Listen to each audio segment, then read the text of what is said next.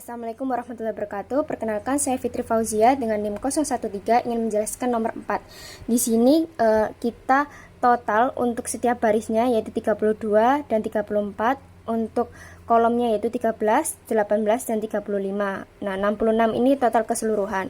Kemudian kita mencari E dengan rumus yaitu total dari kolom dibagi dengan total keseluruhan dikali total baris, yaitu hasilnya 6,3, 8,73, 16,97, 6,7, 9,27, 18,03.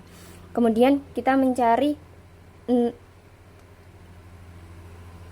O min E kuadrat per E sama dengan 2, O nya itu kan 2, 8, 22, 11, 10, dan 13. Jadi 2 min E nya itu 6,3, kita kuadratkan dibagi 6,3.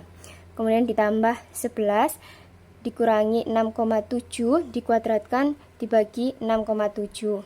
Ditambah 8 dikurangi 8,73 dikuadratkan dibagi 8,73. Ditambah 10 dikurangi 9,27 dikuadratkan dibagi 9,27 dan seterusnya hingga hasilnya itu 8,71. Jadi sigma O min E dikuadratkan per E yaitu 8,71. Jadi X kuadratnya 8,71. Nah, untuk H0 nya ini tidak ada keterkaitan antara kelas menengah dan kelas pekerja berdasarkan pekerjaan ibu dengan frekuensi anak dalam bermain game. Untuk HA nya ada keterkaitan antara kelas menengah dan kelas pekerja berdasarkan pekerjaan ibu dengan frekuensi anak dalam bermain game. Kemudian alfanya diketahui kan 0,05, untuk DF-nya yaitu R-1 dikali C-1 atau baris dikurangi 1 dan kolom dikurangi 1 yaitu 2-1, 3-1. Jadi 1 kali 2 sama dengan 2. Kemudian kita cari untuk alfa 0,05 dan DF-nya 2 yaitu sama dengan 5,99 di tabel C-square.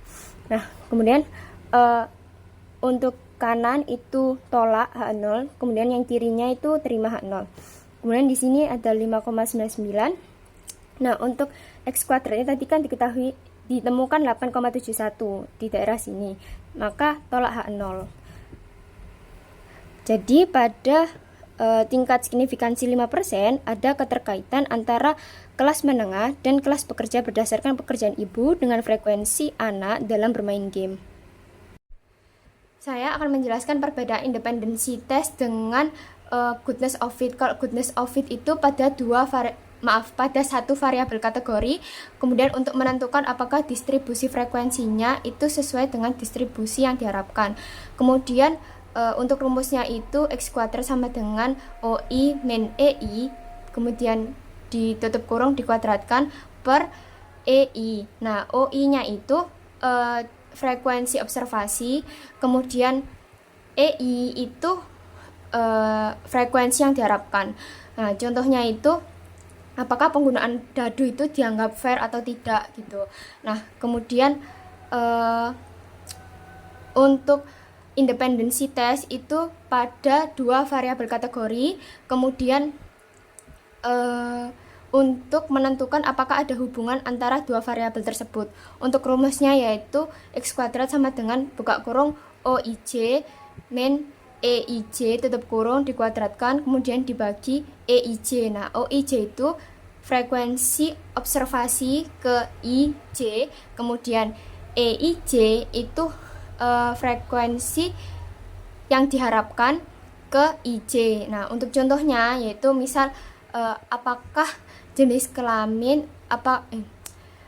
ada hubungan antara jenis kelamin terhadap preferensi suatu produk tertentu, seperti itu.